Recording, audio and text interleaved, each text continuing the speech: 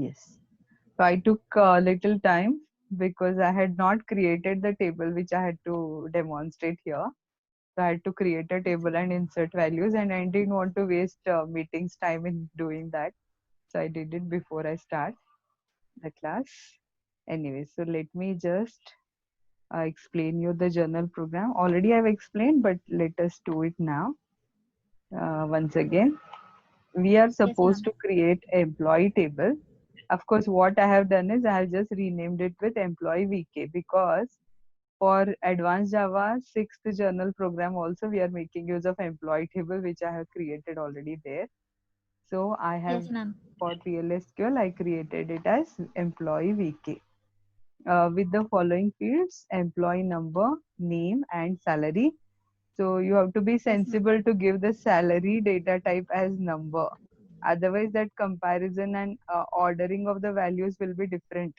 If you give salary Yes, as varchar, the problem will be when we are ordering it here, like we are doing it as order by salary in the descending order, then that time the yes, ma'am. ordering will be done based on alphabetical values. That means it will take 1 1 1 first, then it will take 2 2 2, like that. I mean, it will not bother whether it is 1000 or 10,000 or 1 lakh. It will take all ones first. So that will be the Yes, ma'am. problem. So, but you have to be cautious that salary should be taken numeric. Fine. Yes, ma'am. Okay. So let us see first creation of the table. I'll just take you to the SQL screen where I have already done this, but I will just show you. You all know how to create table. So Yes, ma'am. just to show you, create table employee. We can no constraints required here. No primary key, nothing. We just have to create a normal table.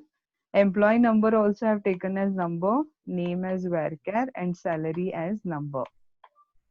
Employee Yes, number ma'am. you can take as varchar also, but no problem. I have taken both as number and name as varchar. You have to remember this because in PLSQL you have to use the similar data type variables. Now I have Yes, inserted ma'am. here 7 records.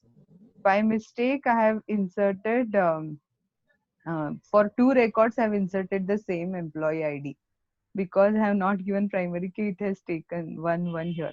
So first is Mm. Aishwarya. I have inserted the salary as 1000. For Swara, the salary is 1 lakh.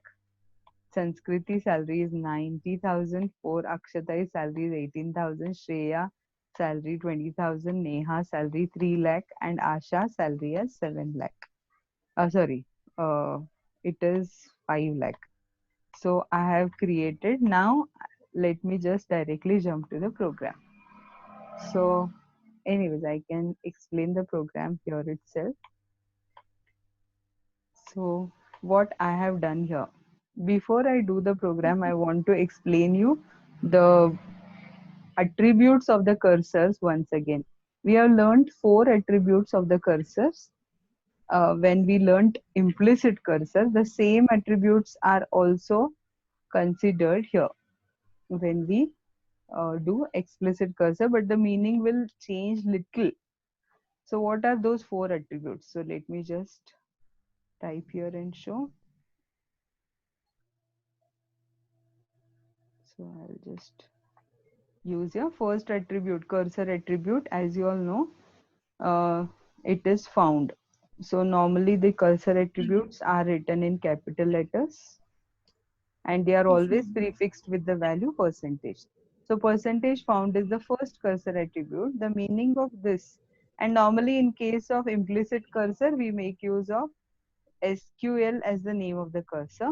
Now, since we already have Mm. our own cursor, so in this program, we are making use of the cursor with the name CEMP because it is the cursor for the employee table. So CEMP is the cursor name, and then I have to use the attribute like this. I'm not using all the 4 attributes here, but still I'm just explaining it for the theory purpose. So found is the first attribute.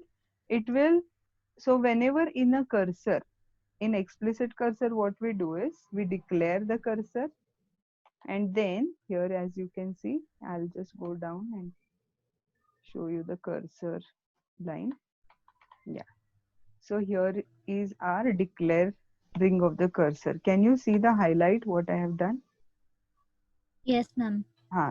So declare cursor CEMP is. After I declare the cursor, I mean select statement is also part of that cursor. Then I say begin. Then Hmm. I say open cursor. Whenever I have opened the cursor, still I have not fetched the values into the variables. So whenever I will Yes, ma'am. fetch the value, then only this found will evaluate to true. Are you getting when this found will evaluate to true in case of explicit cursor? In case of Yes, ma'am. explicit cursor, only when I have fetched one value here. Suppose for example, once I do this fetch, then this found will return to true. Till then the found will be 0 or null value. Clear with that? So percentage found will return true only when I have fetched at least one value. After my last Yes, ma'am. first fetch, this found will return true. Clear? So this is the meaning of Yes, percentage ma'am. found. Now similarly, there is another, as you all know, that uh, percentage not found is there. So percentage not found is reverse of it. What does percentage not found will do? It will always, it will return Means true. false the moment I fetch the value. Clear with Yes, that? ma'am. So percentage not found will return false the moment I fetch the value. So this is about not found. Then third is row count. Can you see here we have used row count here in our cursor program? Yes, ma'am. Ah, so now you have to concentrate, be attentive. Row count will be initially 0. Row count will be initially 0 before we have Zero. fetched. Even when we have opened the cursor, still the row count will be 0. Only when I have fetched first record. See, now this loop will iterate one record after the other record, isn't it? So when I start a Yes, ma'am. loop and I fetch the first value. So now for example, if my table is like this, if my table is here, whenever I will fetch, it is going to fetch the first record. So that means from the table, it will take only the first record like this. Then when I'll start the next fetch, it will take the second record in a loop. So once I have done Yes, first fetch, then my row count will become 1. Now, then again, when I'll iterate through the loop and again I'll fetch the value, then the row count will become 2. Are you getting? yes, ma'am. Okay, so with this logic, now we are told to display top five salaried employees. So normally, Hmm. even when, see here what logic I have used here. So when I say select these values, employee number, name, salary from employee VK table, order by salary descending. So in the sense, if I have 7 records, all those 7 records will be ordered as per salary in a descending order. So that means top highest paid worker will be listed first, then second highest, third highest, like that salary wise in the descending order, it is going to arrange all the records. But when I'll Yes, start the ma'am. loop and I will keep on fetching the values, it is going to fetch all 7. So I have to stop because in the question they have told that I have to display only top 5 records. So that means I have to stop after the fifth record, isn't it? So how will I write that Yes, ma'am. exit statement? So for that you have to understand that how this row count works. This row count will be having value 1 after the first fetch. So Yes, ma'am. indirectly it works like a loop counter only. In the loop, Hmm. fetch, row counter will become 1. Then again a loop, fetch, then row counter will become 2. Then again it will enter the next iteration, row counter will become 3. So this loop is actually going to iterate through the entire record set. But in between, I have given one exit condition. As you all know that in the loop, we will have exit condition. Many of the times we Yes, use ma'am. break and all in case of Java and C. So here in PLSQL, we have exit. So exit statement syntax is like this. I have to give exit when and I have to give a condition. So when that condition will become true, then the loop will be exited abruptly, even when the loop is supposed to iterate through the entire record set, which contains 7 records. But in between, I can exit whenever I want. Whenever, in the sense, when the condition becomes true. So now let us see. First time when I have started, what will happen? My row count will become 0. The moment I do fetch, after the first fetch, the row count will become 1. Then it will display the first employee's name, number, name, and salary. Then again loop will start. Now again one more fetch will become, then row count will become 2. So what is the Yes, ma'am. condition I have checked here? When exit when row count. So how to use row count? Because it is a cursor attribute, it has to be used along with the cursor name, then percentage, and then the attribute name. So CEMP percentage row count exit the moment it becomes greater than 5. That means till it becomes equal to 5, the loop will continue. The moment this row count becomes 6, the loop has to exit. Yes. Clear? Exit. So here you Yes, can ma'am. see here, after this exit when condition, I am printing the record. That means till 5th record it will print. The moment it will become 6. So before printing, I am checking the condition here. The moment it becomes 6, from here only it is going to exit the loop. So it will not execute this print statement. So 6th record's printing, it will stop and it will come out of the loop and it will close the cursor. Clear with that? So now Yes, ma'am. let me just explain you the program once again. So the program says that I'm supposed to take employee number, name, and salary. I have to use a cursor to fetch these values.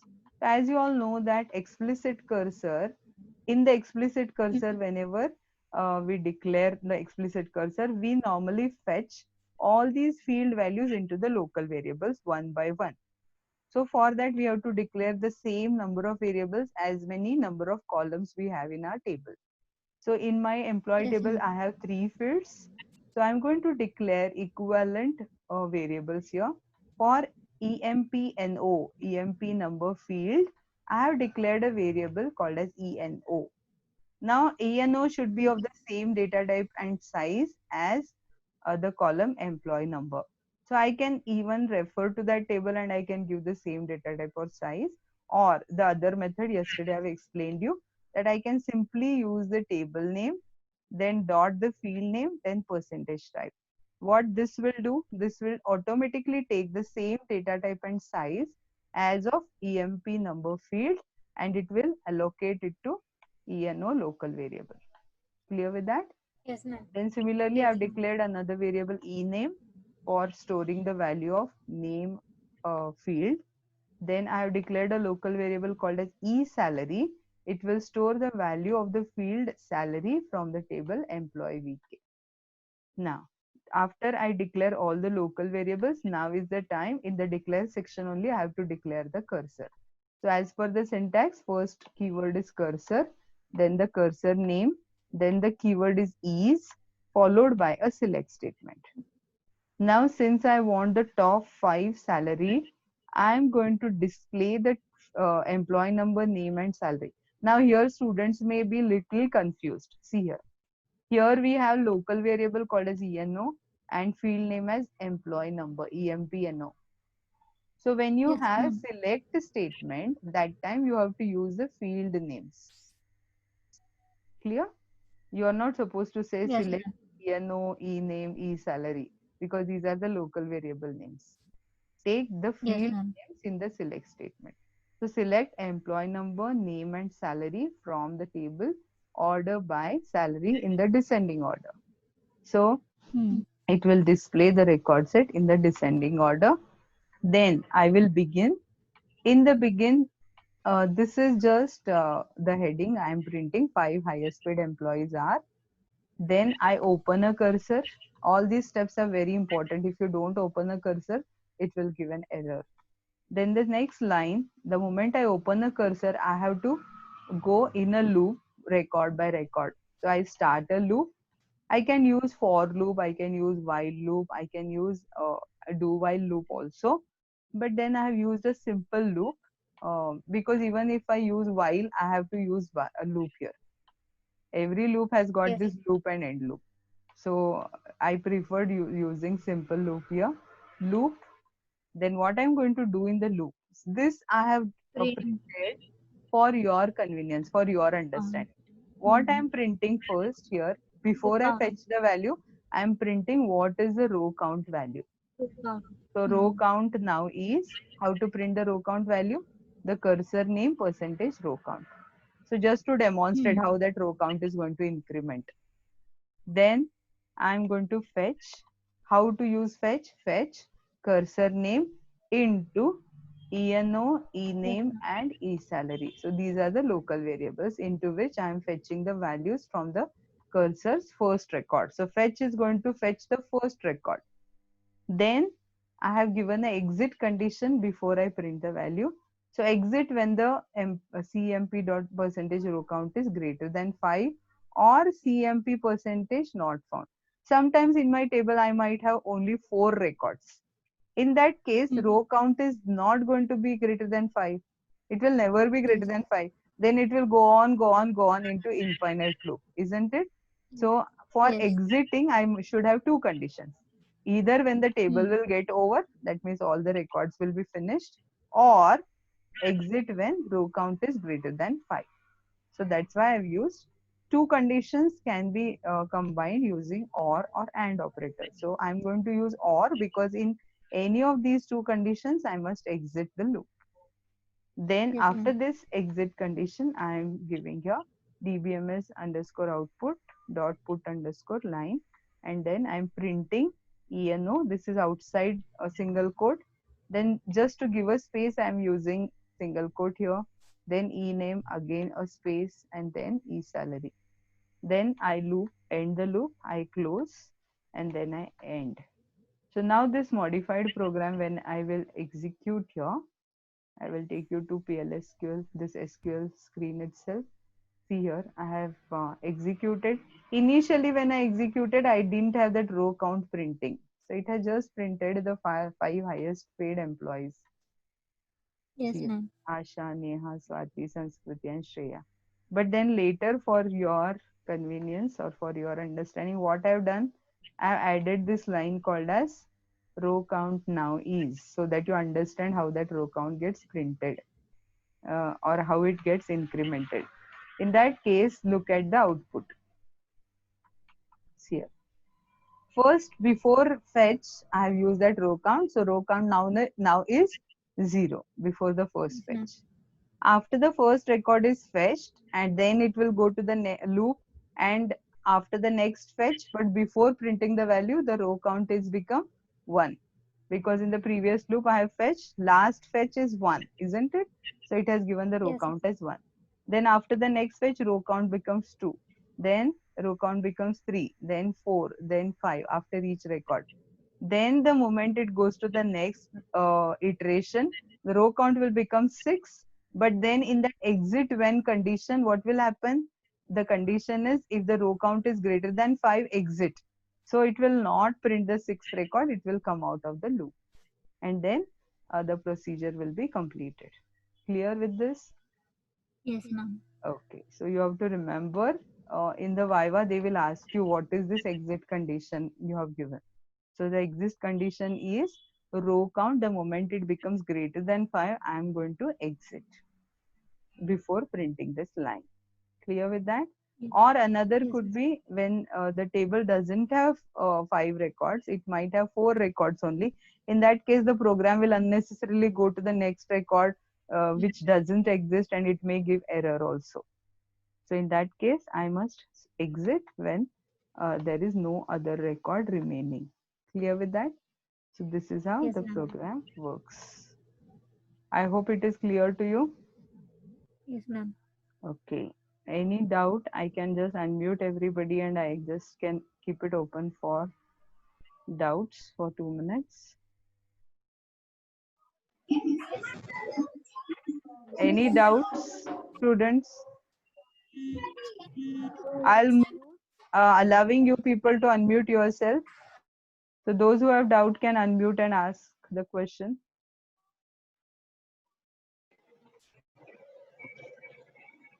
Yes, Natasha?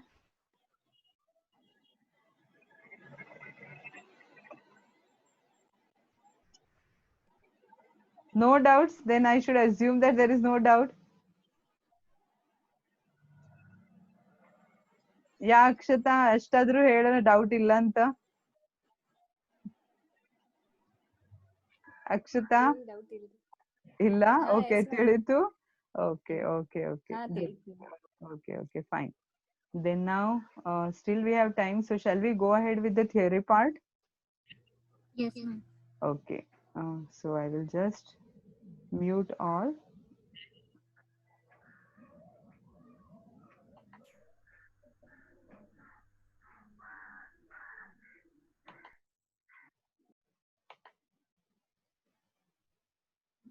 And I will just unmute someone.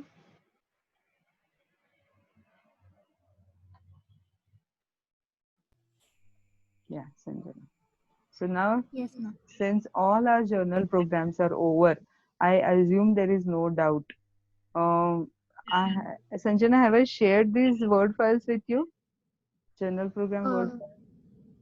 Yes, I think I'll cross check. I Yeah. think you have shared.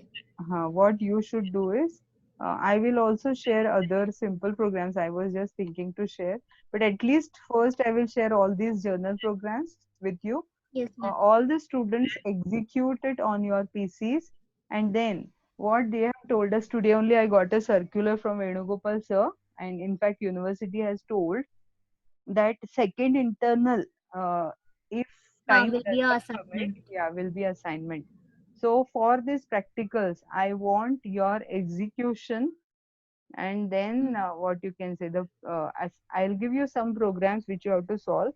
Plus, I want this executed, the output. Okay, execution and output. How to do that? I'll just decide once. I feel that you should execute the programs, and I want every student's table should be prefixed with his or her number. Like for example, if it is employee table, then it should be employee force. What is the first roll number? 464, right? In your class? Yes, ma'am. For 74. 474. So employee 474. That should be the table name. Clear? Then I will understand that each one has done it individually. Clear? Yes, ma'am. And in the record also, the first record should be your name. Then I will understand that it is your own record. Clear? Yes, ma'am. Whenever you insert the values in the table, it should be your name's record first. So like this, Yes, you have to execute the remaining journal programs, and then you have to, and for every journal program, either the program name, that is, suppose if it is compound interest, then in case of compound interest, take the compound interest procedure name as compound interest and your roll number. Clear?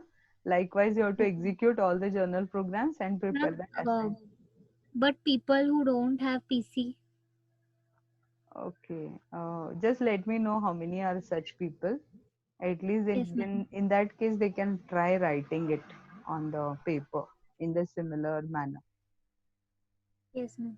Clear? Yeah, fine. Because most I think will have issues in executing. Few people might not have the software but have PC. Yeah, but Few software, people I might not think have PC. Oracle 10G is easily downloadable, and it is freely available on internet also. So Okay. you ask them to try installing, and then I can even ask instructors to give a demo. Even they will feel nice in case anybody has a doubt in case of installing of the software. Then I will Yes, ask ma'am. one of the instructors to give demonstration. Clear? Yes, ma'am. On Zoom. Yes, ma'am. On your demand, that will be arranged. So ask everyone how many of I'll them have. just confirm how many are there who will have issues with Yeah, executing, yeah. and I'll let you. Yes, yes, yes. Okay. Now let us go ahead with the theory part. So I will just take you to the,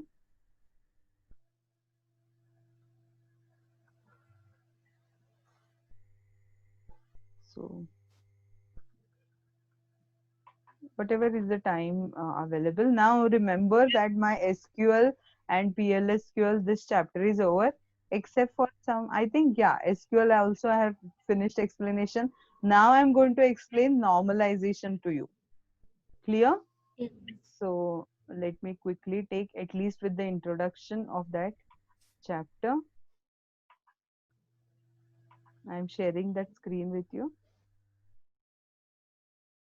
DBMS, DBMS.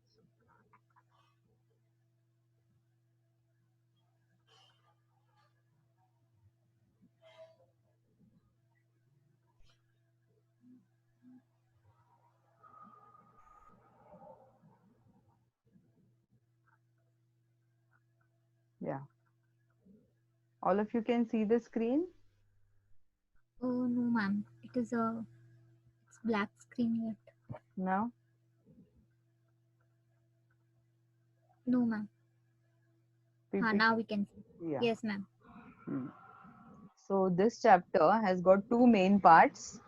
Actually, there are many small sections, but two main parts in this chapter. Conceptually, this is very important. You can consider heart of the DBMS because these are the rules which the inventor of the DBMS, that is Dr. E.F. Codd, has set these rules. And according to Yes. these rules, your ideal table should be framed. If the table is not framed as per these rules, your query execution will not be proper. It is something base of the tables.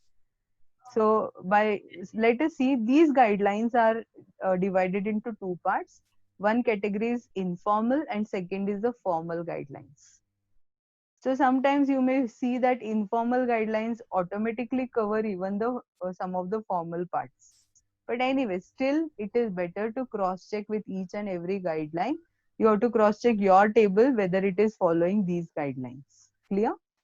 So first we are going to consider what are these informal guidelines. There are four informal guidelines.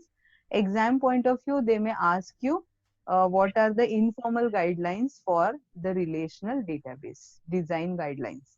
So how the table should be designed ideally. So let us quickly cover uh, what is the first guideline.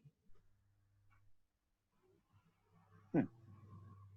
So the first guideline says, look at the definition and then I will explain you with the example. We may be able to cover only one or two guidelines today. So the first guideline is about semantic of the database. Semantic in the sense the meaning. You all know that syntax means the grammar, semantic means the meaning. Yes, ma'am. So guideline 1 says informally. So this is all informal guidelines, okay? Informally, each tuple in a relation should represent one entity or relationship instance. That means what? What is the Yes. meaning of this? That means what the first guideline says, that whenever I have any table, in that table I should have information purely about that entity or purely about that particular relationship. There shouldn't be mixture of the values. So as you all know that when I say master tables like employee, department and project, they will not have any mixture. That means they will not have any other attribute other than the employee's details, isn't it? So the explanation of Yes. this goes like this, okay? That attributes of the different entities, for example, employee, department, or project, should not be mixed in the same relation. That means when I'll have student table, in my student table, what are the obvious attributes I will have? I'll have roll number, I'll have name, I'll have city, address, all related to student. Will I have faculty name in between the student table? No. If I No. have faculty name, then that is called as a mixing or adding impurity to the table. Clear? So in other words, the guideline 1 says that whenever we have a table, that table should be pure in its own. That means it should have only the values or attributes which are related to that particular entity. Sometimes, rarely, when we are required or when we are in need, only foreign keys should be used to refer the other entities. For example, we have seen in our company database, employee table has got department ID. So you may think that employee table has become impure. It has broken the rule of ideal table. No. these are the exceptions that only when required to, we have also learned in the previous chapter those mapping rules, and in that we have already learned why the department number field has come into employee table, because employees and departments share the relation called as works for. So Yes, ma'am. works for and then manages. Because of that, the department number field has come as a foreign key into employee table. So all foreign keys become the exceptions. Other than that, there shouldn't be any mixing.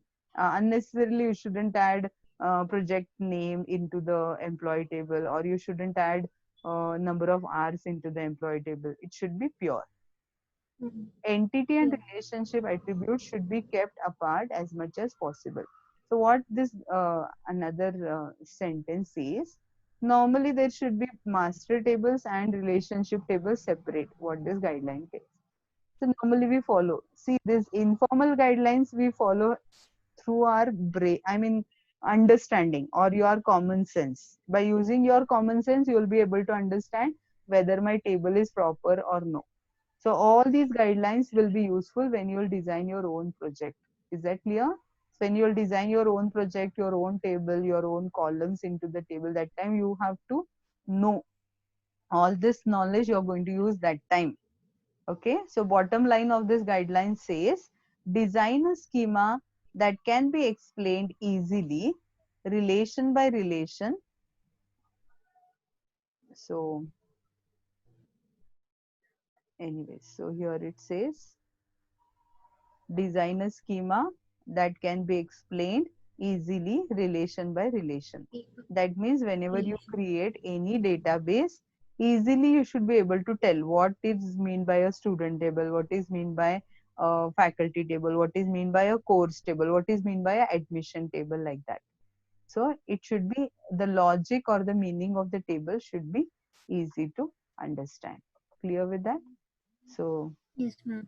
yeah, this is the first. Easy to understand the first guideline? Yes. Yes, ma'am. Now the second guideline, here in this example, you can see employee table is there. So which is pure. Department table is there. You can easily explain what is this department table. Fine. Yeah, let us see only those examples. Now the second guideline says about the redundant information in tuples and update anomalies. What is mean by anomaly here? Now this word is very very important, and for exam always the questions will be asked. What is anomaly? They may ask for 2 marks, and they may also ask you to explain various types of anomalies. So what is an anomaly? Anomaly is, now I'm just explaining informally. It is not a formal definition. Anomalies are the errors or the problems or the drawbacks in your table. Clear? So what Yes, are ma'am. the anomalies? So anomalies, whenever these are created because of the redundancy in the information. Whenever information is stored redundantly, in that case, it wastes the storage space and it causes problems such as update anomalies. These update anomalies are of three types: insert anomaly, delete anomaly, and modification anomaly. Clear? So anomalies are the Yes, ma'am. problems caused. Now let us see example of the anomaly. Now consider a relation. Now purposely we have taken impure table. Impure in the sense this table is not at all ideal. That's why the table name is employee underscore project. So this table is a mixture Project. of employee and project. What is, so by the first guideline only you can understand, you can reject some of the attributes from this, or you will have to split. You will understand. What is the first guideline says, that the meaning of the table, or the, when you will explain the table, it should be meaningful. See, now look at the attributes. Employee number is there, project number is there, employee name is there, project name is there, number of hours are there. Looking at this, you will be confused how to explain this table, because it contains mixing of the values. So anyways, first guideline itself will reject this. But anyways, let us consider that this table exists. And the table attributes are employee number, project number, e-name, p-name, and number of hours. Cocktail table it is. Then what is the Yes. update anomaly? What problem this table will cause? changing the name of the project number P1 from billing to customer accounting. Now let's see, I want to update some of the values of this table. So I don't know whether this will be visible to you. Little difficult. It is visible, ma'am. Oh, but can you see the records? Not entirely, but Hmm. So let us see like this. Yeah, now it's visible, no, right? ma'am. Now it is visible. Yeah. So Yes, ma'am. Now it is visible. this is my employee project. So in employee project, as you can see that some of the, because of this impurity in the table. Now what are the fields of this table? SSN number is there, project number is there, then hours are Yes, there, ma'am. employee name is there, project name is there, P location is there. Now one employee may work on multiple projects. So you can see here, when one employee may work on multiple projects, see this SSN is getting repeated here. Can you see here? Yes, ma'am. So this Yes, ma'am. SSN value is getting repeated twice. Then the same employee's name is getting repeated twice. Now the same employee is Yes, ma'am. working on two different projects, project number 1 and 2. So One when project number 2. so here there is a redundancy. Then again, suppose there is project number 1. Now what is the name of that project? Product X. What is the location of Product X. it? Bel Air. Now, if there is any other employee working on the same project number 1, then here I have written again the project name and again the project location. Don't you think this is redundant? So as per the Yes, ma'am. ideal formation of the table, we could have prepared two different tables. One is separate employee, separate project, and then we could have taken a relationship called as works on. Fine? Anyway, Hmm. so this was the guideline. Now, anyway, it is time up. So we will stop here and we will continue in the next class. Clear? Oh, yes, Yes? ma'am. Okay.